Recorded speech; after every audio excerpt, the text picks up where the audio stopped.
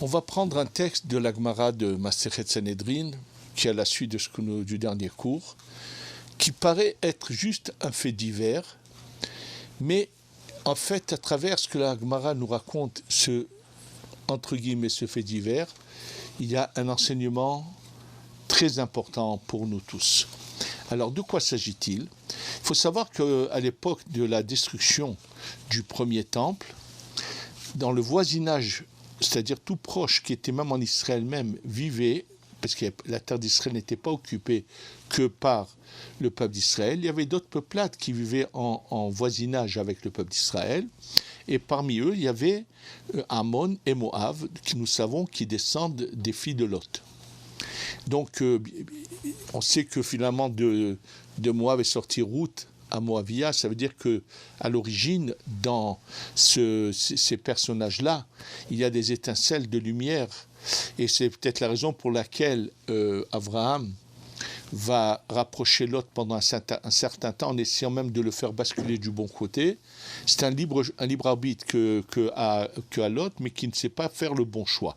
Et donc la Gemara, maintenant, regardez, on va voir chaque détail dans les termes de la Gemara ont une importance. Alors, Oula nous enseigne, il dit Ammon ou Moab, ce sont des mauvais voisins. C'est les termes de la Gemara, sont des mauvais voisins de Yerushalayim. Ils étaient. Alors, regardez comment la Gemara, les Chachamim, même quand vous allez voir ce qu'ils ont fait, on ne les appelle que de mauvais voisins, pas plus. Parce qu'on n'est pas belliqueux, et on ne cherche pas la vengeance, et on ne cherche pas, nous, à faire de mal aux autres. Juste pour que vous sachiez à quel point on doit faire attention à notre manière de parler, de nous conduire, je voudrais ouvrir une petite parenthèse avec le Chafetz Chaim. Vous savez que lorsqu'on reçoit une lettre et dont le timbre n'a pas été tamponné, par exemple, je reçois une lettre de France, d'Amérique, de n'importe où, et le timbre n'a pas été tamponné, selon la halakha, puisqu'il y a une erreur de leur part, je pourrais utiliser de nouveau ce timbre. Ça s'est passé avec le Chafetz Chaim. Et lorsqu'il a reçu un jour une lettre, surtout à son époque, c'était des gros timbres et tout, et qui avait une valeur. Alors, devant son entourage, il a tout de suite pris le timbre, il l'a déchiré. Alors, ils étaient étonnés, ils lui ont dit, mais selon la halakha, tu aurais pu le prendre et le réutiliser. Il a dit, je ne veux pas devenir un voleur. Si je m'habitue à profiter de quelque chose que je n'ai pas acquis, ça va faire rentrer en moi un mauvais instinct qui s'appelle le vol. On doit avoir cette attitude dans tout.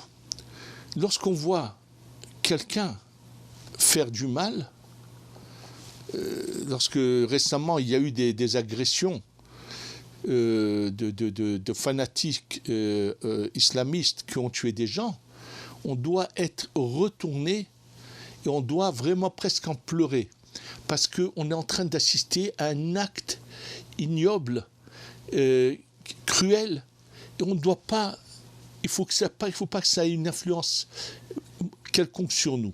Donc regardez là, vous allez voir tout de suite que finalement, ces gens-là, ce qu'on appelle ces mauvais voisins, de quoi s'agit-il ? Ils vivent à côté et ils sont au courant. Le peuple, ils sont voisins avec les Juifs habitant en Israël, qui les mettent au courant que les prophètes leur disent que s'ils continuent, ils vont aller en exil. C'est-à-dire, eux sont au courant de tout ce qui se passe, des prophéties qu'on entraîne que les prophètes disent au peuple d'Israël, et maintenant qu'ils le savent, eux vont tout faire pour que ces prophéties soient mises en application. C'est pour ça qu'ils sont appelés de mauvais voisins. Ils sont ni maudits, ni rien, mais finalement, on va essayer de comprendre. On va d'abord raconter ce qu'ils ont fait. Alors, qu'est-ce qu'ils ont fait, eux ? Puisqu'ils habitaient juste... quand ils ont entendu que les prophètes annonçaient la destruction donc, de Jérusalem, ils ont tout de suite pensé, eux, ils ont voulu agir et anticiper les choses. Ils ont donc envoyé des envoyés à l'empereur Nebuchadnezzar. Et ils lui ont dit, sors et viens. C'est les termes de la Gemara. Pouk, veta, viens. Alors vous savez ce qu'il leur a répondu? J'ai peur. Il a eu peur. Vous savez pourquoi? Lui a participé à... il faisait partie lorsque Sancherib est venu siéger Jérusalem à l'époque du roi Cheskia, il était venu avec 180 000 hommes. Et lui a vu le miracle qu'en une nuit, ils ne se sont pas réveillés. Non seulement il y a eu plusieurs miracles. D'abord, c'est qu'ils ne se sont pas réveillés, 180 000 hommes. Dieu agit comme il en a envie.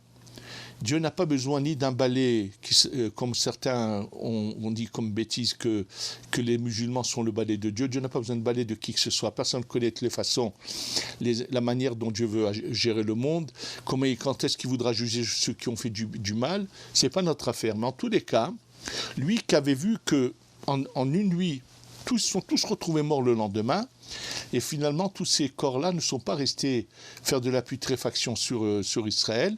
Il y a eu un miracle qui les a emmenés tous vers la mer. Ils se sont tous retrouvés dans l'eau et dévorés par les poissons. Il y a des raisons à cela, dont on ne va pas parler maintenant.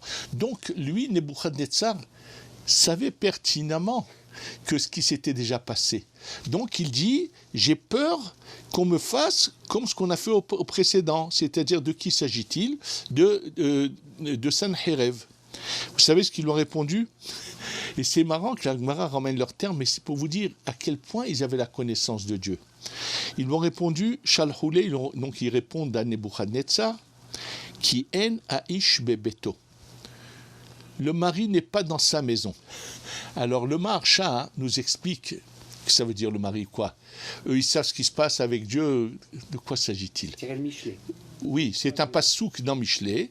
Et là-bas, dans ce passouk, c'est ce que le Maharsha nous mentionne. Ce passouk dans Michelet parle de la femme qui veut tromper son mari et qui dit à celui qu'elle fait venir, son mari n'est pas là. En fait, le Maharsha explique que nous, le peuple d'Israël, on est considéré comme l'épouse de Dieu. Et donc, en fait, ce que ça veut dire, c'est que lorsque Dieu nous prévient que lorsqu'on agit mal, il va se retirer de sa surveillance sur nous. Vani aster aster panay. Il ne le fait pas délibérément, c'est qu'il y a des anges accusateurs là-haut qui réclament justice. Qui disent, Dieu, pourquoi tu as vu comment ils se conduisent? Ils sont là constamment à réclamer, à nous faire du mal. Donc c'est ça ce qu'ils lui disent en lui disant, Ki en aish bebeto alar bederech merachok. Il est parti loin. V'en ish. Alors la Gemara explique que c'est une allusion. Alors regardez, ils connaissent Dieu, mais ils veulent le combattre. Et là-dessus, dès que je finirai cette Gemara, je vais vous montrer un exemple ressemblant à cela, qu'on peut connaître Dieu et vouloir quand même ne pas le suivre. Et on va le voir tout de suite dans une autre Gemara, mais à la suite de cela. Et donc, une fois que Gemara explique que c'est ça ce qu'ils l'ont dit, alors lui, il leur dit, oui, mais peut-être il est proche, il va vite revenir. Ça veut dire que quoi? S'ils font teshuva, Dieu va tout de suite revenir. Alors ils lui ont dit non, non, il est parti loin, ne crains pas. Ça veut dire, même s'ils font eux veulent lui expliquer que ça ne sert à rien, ils sont loin de faire tchouva de toutes les façons et que ça n'ira. Et là, écoutez bien la suite. Et il leur dit, Nebuchadnezzar, il leur dit, oui, mais attention, même s'il y a un décret, parce qu'eux, ils l'ont dit, ils avaient dit au départ que le prophète lui avait prophétisé tout cela, il leur dit, mais il y a peut-être des tzadikim qui vont les protéger. C'est-à-dire que même si la masse du peuple n'est pas bonne, alors il y a des tzadikim pour les protéger.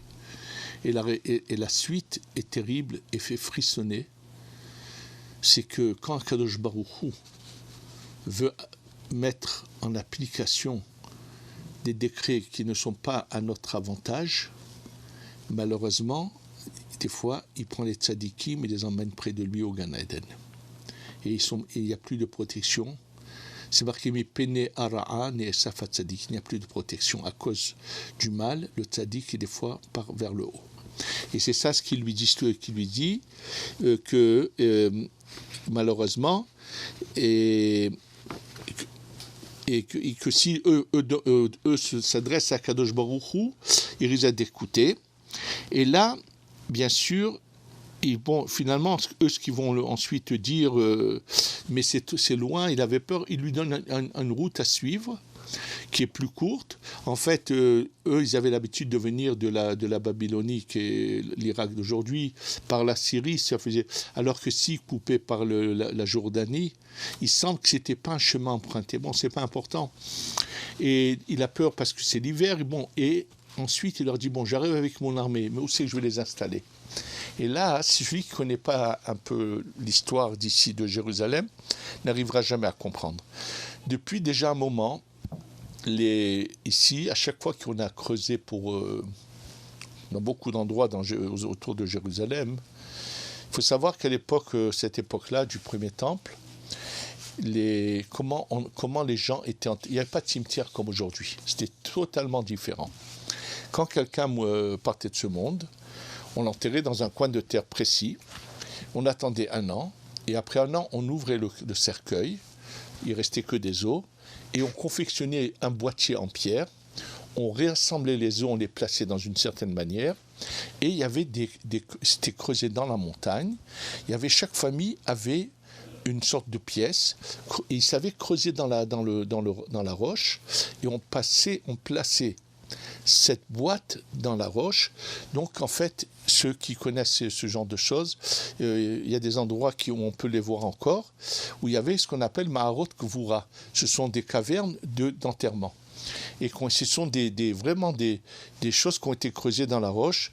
Et d'ailleurs, Rabbi Chaim ben Attar, le Or HaChaim HaKadosh, lors d'un de ses voyages en Israël, quand il arrive près de Arbel dans le nord, là-bas, je sais qu'il y en a qui sont rentrés. Il y a un endroit où, lorsqu'on commence à rentrer, c'est très dangereux parce que c'est comme des labyrinthes et les gens ne sauraient pas ressortir. Ça veut dire qu'ils ont fait comme des rues qui vont d'une après l'autre, et dans lesquelles il y a à chaque fois des pièces qui appartenaient à des familles où on enterrait ces boîtes en pierre. Et donc, eux lui disent, mais tu sais, leur lieu leur caverne dans laquelle ils enterrent sont mieux que tes châteaux à toi. Et malheureusement, à cause de cela, quand ils vont venir, ils vont carrément vider une quantité de boîtiers comme ça pour que lui puisse s'installer. C'est ce que je vous dis, la fin de la Gemara, de quoi elle parle. Alors, déjà, il y a plusieurs questions qu'on va se poser. Pourquoi appellerait-on Ammon, pourquoi faut-il qu'Ammon et Moab, c'est des mauvais voisins? Parce qu'ils vont encourager Nebuchadnezzar. Il y a ici un problème de fond. Si Dieu veut détruire le temple, veut exiler le peuple d'Israël, parce qu'ensuite, quand ils vont lui dire, il y a déjà eu un décret, en fait le décret de 70 ans d'exil. Comment se fait-il que ça se passe de cette manière-là? Dieu aurait pu tout simplement mettre dans la tête de Nebuchadnezzar, lui enlever la peur. Il y a toutes sortes. On ne connaît pas les plans de Dieu. Et je rappelle aux gens que j'entends trop souvent aujourd'hui des personnages vouloir parler de la manière dont le Mashiach va venir, de faire des prophéties. D'abord, je vous rappelle que dans un de mes cours, je vous ai ramené les paroles de Rashi dans Devarim, sur le chapitre 18, verset 13. Tamim tiye em Hashem Elokecha, sois entier avec Dieu. Ne cherche pas à savoir quels sont ses plans, ne cherche pas à savoir ce qui va se passer. Si tu veux être attaché à Dieu et faire partie de son peuple, que ce qu'il veut Dieu avec lui, ne cherche pas à savoir l'avenir, ne cherche pas à prophétiser. On n'a pas de prophète, on n'a pas besoin de chercher à savoir comment les choses peuvent se passer. À tout instant, je dois avoir la émouna que la Mashiach peut arriver. Je n'ai pas besoin de croire qu'il faut que le djihad agisse ou que celui-là agisse pour que le Mashiach vienne. C'est pas mon devoir. Moi, je dois être au service d'Hachem. Et et chaque événement qui n'est pas bon dans le monde doit m'affecter et me faire de la peine. Je ne dois pas chercher à savoir si la personne qui a été tuée de cette manière-là, c'est pas mon affaire. Je ne dois pas accepter de voir un acte barbare, ça doit me déranger de voir un acte qui est barbare. Il faut que j'ai une éducation que la Torah m'a inculquée en moi et d'avoir une attitude bonne et douce. Regardez, même dans ce cas-là, où c'est Ammon ou Moab qui sont les déclencheurs de cet exil terrible qui a fait, malheureusement, c'est une sorte de Shoah pour le peuple d'Israël. Et qu'est-ce que la Gemara dit sur eux? Les mauvais voisins. Regardez Rashi, c'est les mots de Rashi, parce qu'ici c'est en araméen, mais c'est le début de la Gemara. Chez vivait Biché, et Rashi dit des mauvais voisins. Donc, avec tout ce mal, c'est eux qui vont convaincre Nebuchadnezzar de venir. Ils vont lui préparer le travail à vider les cavernes de tombes. Et malgré tout, c'est tout ce qu'on a à dire sur eux. Ce sont des mauvais voisins. Bon, mais la question qui reste à comprendre et à réfléchir, c'est que comment se fait-il comme si c'est eux les responsables, c'est eux qui ont provoqué cela? Si c'est un décret, si c'est une prophétie, alors qu'est-ce que cela veut dire? Sachez que cette question semblable, une question semblable à ce que je viens de vous poser, la pose également le Or HaChaim HaKadosh dans Parashat Balak. Dans la Parashat de Balak, c'est marqué Ma'ekov lo kaboel ou Ma'ezom lo za'am Adonai. Qu'est-ce que je peux maudire? Dieu n'a pas maudit. Que si il y a quelque chose qu'on ne comprend pas. Ça veut dire qu'il semble que Bilham aurait la possibilité, par ses malédictions, de faire du mal. Et là, il y a eu un événement très particulier, comme la Gemara nous l'explique. Il savait à quel moment Dieu avait du courroux dans la journée, et s'il y avait eu ce courroux et il aurait sorti sa malédiction, ça se serait réalisé. Dit le Or HaChaim pose une question tout simple. Si une personne doit subir un tort, une punition, une souffrance ou une douleur, quelle est l'importance des paroles de Bilham ou pas, ou de celui qui le maudira? Et si elle ne doit pas subir cela, il n'a qu'à maudire autant qu'il veut, ça ne fera rien. Alors, ce qui explique le Or HaChaim HaKadosh, c'est pas que lui. Je vous dis tout de suite, il y a le Bnei Issachar dans Soulivigra des Kala sur l'histoire des frères de Yosef lorsqu'ils arrivent en Égypte, où il montre dans le détail là-bas que finalement ils ne peuvent plus sortir d'Égypte si ce n'est pas Pharaon qui donne l'ordre et la tolérance. Et le problème est le suivant. Il faut savoir que c'est sûr que si on est intact, parfait, et qu'il n'y a aucun mauvais décret sur nous, personne ne peut nous faire de mal. Et pour que vous le compreniez, je voudrais vous dire quelque chose de semblable qui va nous aider mieux à comprendre l'image de Rav Dessler sur le Aïn Hara, sur le mauvais œil. Le mauvais œil, normalement, ne peut pas faire d'effet.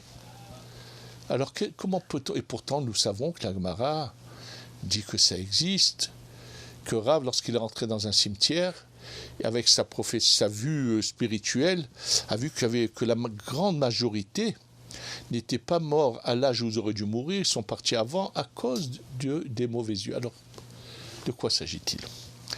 Alors, l'explication que nous donne est tellement claire et magnifique, celle de Rav Dessler. Il dit la chose suivante. Souvent dans la vie, ce qu'on a, on ne le mérite pas, mais Dieu est miséricorde, Dieu est bon, il nous le donne. Un exemple. Je vais prendre deux noms, ça va être plus simple. Réhouven a fait une belle affaire et il s'achète une très belle voiture. Il s'achète une voiture magnifique, splendide, une très belle voiture. Shimon, son voisin, quand il le voit, il dit « Ah, Dieu, pourquoi Réhouven, tu donnes toujours tout ce qu'il veut et moi, pourquoi moi, je n'aurais pas la même chose ?»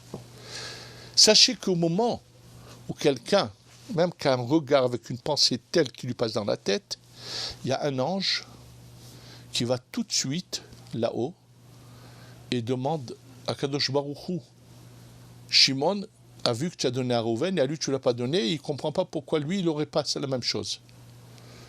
Alors Dieu répond à l'ange qui a été déclenché par Shimon. Il lui dit parce que Shimon n'est pas méritant. Mais l'ange ne s'arrête pas là. Il dit et Rouven il est méritant. S'il était méritant, eh ben oui, il est méritant et c'est fini. Ça ne fera aucun effet mauvais. Le problème, c'est que souvent, Rouven n'est pas méritant, mais Dieu est miséricorde et bon, et donc, il a donné, bien qu'il n'était pas méritant. Mais le fait que maintenant l'ange qui a été déclenché par Shimon vienne dire son argument, ça va malheureusement provoquer que Dieu va être obligé de retirer à Rouven ce qu'il lui a donné. Mais s'il n'y avait pas eu, malheureusement, cet argument, ça serait resté chez Rouven. Ça, c'est une chose. Et je voudrais juste d'ailleurs au passage vous dire que de faire très attention, de ne jamais poser de questions de ce genre vis-à-vis de Dieu, donc pas seulement vis-à-vis des autres, dans quoi que ce soit. C'est une parenthèse très importante qui est un enseignement qu'on a tous besoin de se répéter grand nombre de fois. Je ne me souviens pas du nom de ce Admour, mais il y a peut-être une centaine d'années, un peu plus, comme je ne me souviens pas ni du nom ni de l'époque, où un grand Arabi, je l'avais lu une fois son nom, mais j'ai simplement oublié, qui est arrivé à un âge très avancé. Et un jour, pour donner bien éduquer ceux qui le suivaient, il leur a dit, vous savez pourquoi moi j'ai eu une vie si longue? Parce que j'ai jamais eu de questions vis-à-vis de Dieu. Alors ils le regardent tous très surpris, ils ne comprennent pas. Il leur dit, sachez une chose, à chaque fois que vous avez une question vis-à-vis de Dieu, pourquoi ça, et pourquoi ça, et pourquoi j'ai pas ça, et pourquoi j'ai subi ça, il y a un ange qui pose la question. Akadosh Baruch Hu, telle personne a demandé ça et ça. Il dit pendant longtemps Dieu ne répond pas. Jusqu'au jour où il dit celui-là il a vraiment beaucoup de questions. Allez le chercher, je vais lui répondre à ses questions. Alors il a dit moi j'ai jamais posé de questions, c'est pour ça que j'ai eu la longue vie. C'était juste une parenthèse, mais en tous les cas, vous savez que dans les prières de Rosh Hashanah et de Kippour, au moment où on ouvre l'arche où on sort le Sefer, avant de sortir le Sefer Torah, il y a une prière qui est récitée, la même phrase 12 fois. C'est dans le monde séfarade dans tous les cas, c'est comme ça. Je ne sais pas si dans le monde ashkénaze ça se fait, maintenant dans le monde séfarade. Et la phrase est la suivante. Le'olam Adonai devarecha nitzav b'shamayim. Que Dieu à tout jamais, tes paroles restent dans le ciel. Alors, le Harizal nous explique. Le mot dibour, c'est quelque chose de dur. Que tous les mots décrets qui sont durs, je te demande de les laisser là-haut, qui ne descendent pas.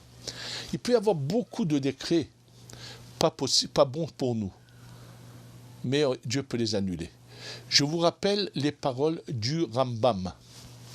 Le Rambam, quand il vient nous expliquer comment peut-on savoir si un prophète est un vrai prophète ou un faux prophète, même quand il y avait l'époque des prophètes, je ne parle pas d'aujourd'hui de tous ces charlatans qui se prennent tous pour des prophètes, ils connaissent tous les plans de Dieu, que de quelle manière il va faire venir le Mashiach, comment il va prendre l'islam contre l'Occident. Mais je vous dis, c'est triste d'entendre des bêtises aussi graves que celles-là, qui sont vraiment contraires à la Torah.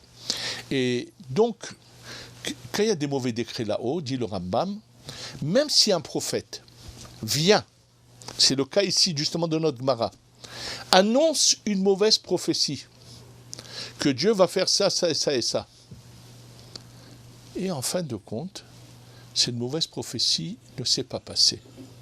Eh bien, nous dit le Rambam, ne pensez pas un instant que ce prophète n'est pas un bon prophète. Pourquoi ? Niham Adonai Arara. Dieu est revenu sur ces mauvais décrets qu'il avait voulu faire. Quand est-ce que nous savons qu'un prophète est un faux prophète? C'est lorsqu'il annonce des bonnes nouvelles. Et pourquoi il les annonce? Parce que Dieu l'oblige à l'annoncer. Quand un prophète reçoit une prophétie, il avait l'obligation d'aller la diffuser. Et lorsqu'il annonce une bonne nouvelle et qu'elle n'a pas lieu, cela est une preuve que c'est un faux prophète. Alors, on voit que c'est évident et clair. Il peut y avoir des mauvaises prophéties, il peut y avoir des mauvais décrets, il peut y avoir de tout, mais tout peut changer. L'exemple, le roi Cheskia dont j'ai parlé, qui se trouve à l'époque de Sanhérev, vient le prophète Yeshaya et lui annonce une prophétie, qu'il allait mourir tout de suite, et dans ce monde et dans l'autre. Alors il lui dit, pourquoi? Il lui dit, tu n'as pas voulu te marier? Il lui dit, je n'ai pas voulu me marier parce que je savais que j'allais avoir des enfants tordus. Malheureusement, il a eu Ménaché et Rashbeke, que beaucoup ne savent pas qu'il avait aussi ce Rashbeke, qu'un jour, quand il les emmenait à l'école, et comme il avait mal parlé, en voulant le descendre de son épaule, Rashbeke tombe et meurt, mais Ménaché est resté. Donc c'est pour ça. Alors il lui dit, et là, le Yeshaya Navi lui dit, pourquoi tu te mêles des chemins de Dieu? C'est-à-dire que bien que Cheskia sait pertinemment qu'il va avoir des enfants qui ne sont pas bien, ce n'était pas une raison pour ne pas se marier. C'est ce qu'il lui dit. Ça veut dire que nous, on n'a pas à se mêler de ce que Dieu veut faire. Nous, notre but, c'est de le servir. Point. C'est tout. On n'a pas à penser à quel plan il a, qu'est-ce qu'il va... Nous avons qu'une chose. Comment apprendre à le servir de mieux en mieux, de s'améliorer. Et là, quand il entend ça, Cheskia, le roi Cheskia, il dit à Yeshaya, à Navi, au prophète Yeshaya, écoute, donne-moi ta fille en mariage, par mon mérite et le tien, j'aurai des enfants peut-être un peu mieux. Alors qu'est-ce qu'il lui répond le prophète? Je te donne ma fille, ça ne sert à rien, c'est trop tard. La prophétie a déjà été décrétée qu'il allait mourir. Vous savez ce qu'il lui dit? Arrête-toi là, ta prophétie elle est finie. Tu te trompes. Tu sais pourquoi il dit ça? Car mes Koublani mi bataba, j'ai eu une transmission de mon aïeul David, le roi David. Afilu heref hadam unachad al tzavaro shel adam. Lorsque même une épée tranchante est sur le cou, on va tuer quelqu'un, l'épée est déjà sur son cou. Alitia esh mina rachamim. Il ne faut pas désespérer de la miséricorde. Ça veut dire que il faut savoir que le mal, on peut toujours l'arrêter et l'annuler. Et donc là, ce que la Gemara veut nous enseigner, que malheureusement, ces gens-là en faisaient, pourquoi on les appelle des mauvais voisins? Parce que eux ont un peu appuyé sur l'accélérateur pour faire descendre cette prophétie. Et ils ont réussi d'ailleurs. Il est fort possible, on ne connaît pas, mais on ne sait pas, mais c'est ça l'enseignement que nous avons ici. Et bien sûr, quand ils parlent ils ont une connaissance de Dieu inimaginable. Ils savent que maintenant Dieu s'est retiré. Que ça veut dire que Dieu s'est retiré? Ça veut dire la Hashgaha, la manière dont Dieu gère le monde. Et ils ont vraiment un savoir, et ce n'est pas pour autant qu'ils veulent être au service de Dieu. Et là, je vais vous dire, ça me rappelle quelque chose que je vais vous lire tout de suite. Et avec ça, on terminera l'explication de ce cours. Ce que la Gemara ramène dans Masechet Gittin. Justement, là-bas, la Gemara parle par contre de la destruction du deuxième temple qu'elle a eu lieu à cause de ce qu'on appelle la haine gratuite, l'histoire de Kamsa et Bar Kamsa et ainsi de suite. Et là, la Gemara raconte comment le neveu du roi Titus, qui s'appelle Onkelos, Ben Klonimus, Onkelos Aguer. Alors Onkelos, sachez que dans tous les Chumashim, dans tous la Bible, il faut savoir qu'il y a le texte de la Bible, dans tout, pratiquement partout, et vous avez la traduction en araméen. Et selon le Harizal, bien sûr selon le Gemara, mais le Harizal met l'accent là-dessus, qu'il faut, quand on lit la paracha pour le Shabbat, on doit lire non seulement le texte de la Torah, mais on doit également lire 2 fois le texte de la Torah et 1 fois la traduction en araméen. Alors sachez que Onkelos, qui était donc un converti, qui a vécu en Eretz Israël et par les gens intelligents qui lui ont montré le vrai visage de la Torah. Pas par les charlatans qui veulent faire de la Torah des gens de belliqueux, de haineux, Attention, il a eu la chance de fréquenter, de voir de grands rabbanim, de voir de vrais tzadikim, et donc, il s'est rendu compte que finalement l'authenticité était dans le judaïsme, c'était authentique. Et donc, il a voulu se convertir, mais vous savez, il avait des connaissances, comme vous allez le voir. Il connaissait la magie noire, il savait comment parler avec les morts. Et c'est ce que la Gemara dans Masechet Gittin raconte. La Gemara dit comme ça, Unkelos ben Klunikos.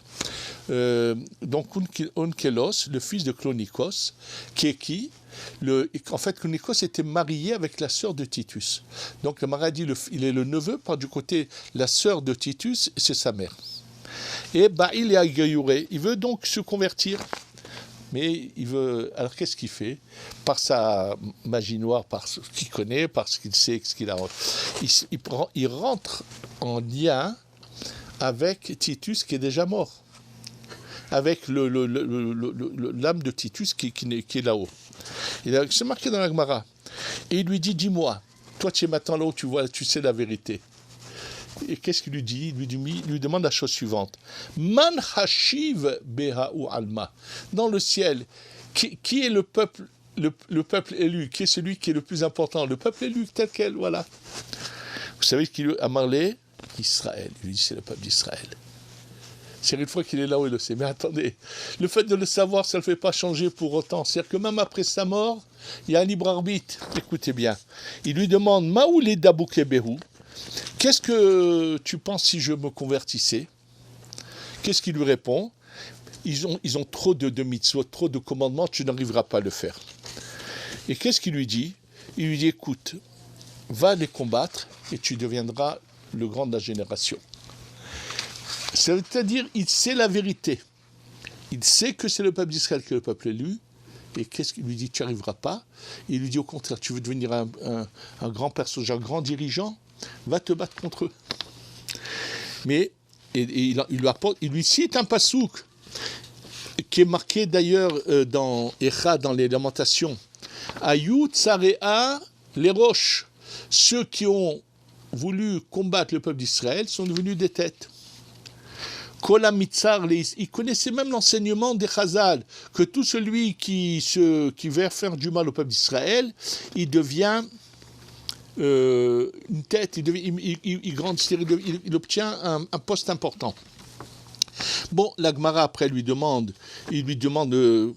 comment il est jugé là-haut, il lui répond, et ainsi de suite. Ensuite, donc, mais Unkelos est quand même quelqu'un de réfléchi, d'intelligent, et au contraire, de là, il apprend de là, finalement, qui est le peuple élu. Il retient le bon de cet entretien. Et il va faire la même chose avec Bilham.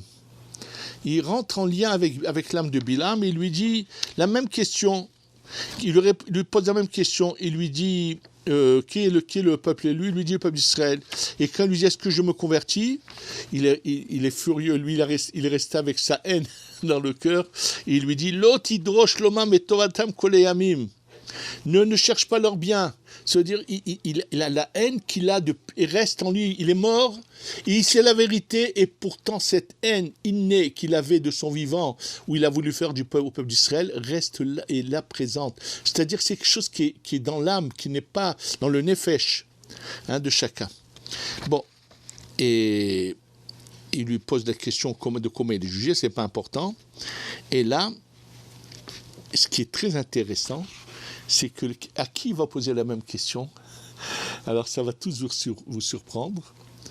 Il rentre en relation avec Jésus. Alors dans la Gemara, comme à cause de la censure, c'est marqué Pocha Israël, les fauteurs du peuple d'Israël. Oui, c'était plutôt oui. Mais on a les textes aujourd'hui. Et là, vous allez voir ce qui est incroyable.